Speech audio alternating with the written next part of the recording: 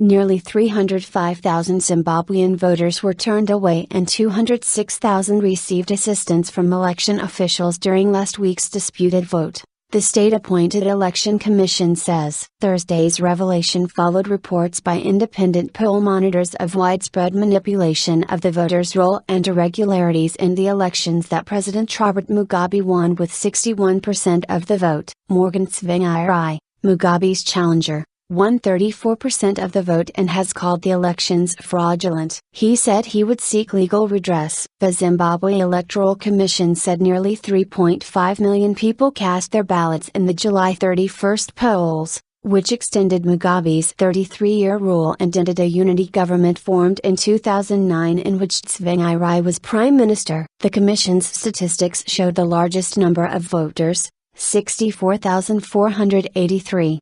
Were turned away in the capital Harare. Urban areas have long been a stronghold of Mugabe's rival Tsvangirai. Regular voters were reportedly turned away because their names were missing from the voters' roll, they were registered in another ward or they did not have adequate identification. The Zimbabwe Election Support Network, ZESN, said over 750,000 urban voters were missing from the electoral list, in what they described as a systematic effort to disenfranchise an estimated million voters. Feigning illiteracy. A total of 99.97% of rural voters were registered while only 67.94% of urban voters were registered, said Solomon Zwana, chairman of ZESN. Rights groups say police force some people they believe to be opposition supporters to feign illiteracy and seek the assistance of police officers or polling officials, with their votes going to Mugabe. Zimbabwe has the highest literacy rate in Africa. The country's former finance minister,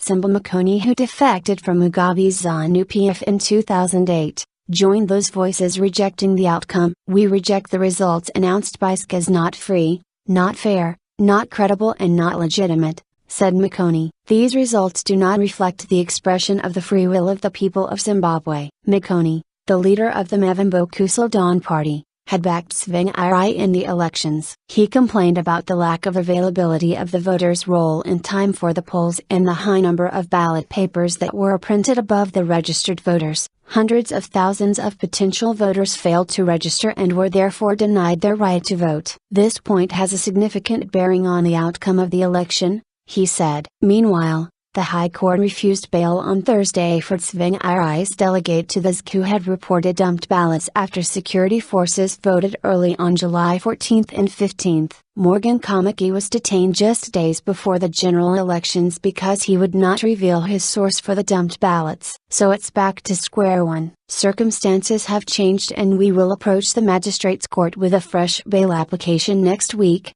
said his lawyer Andrew Makoni. Kamaki was already denied bail a first time last week.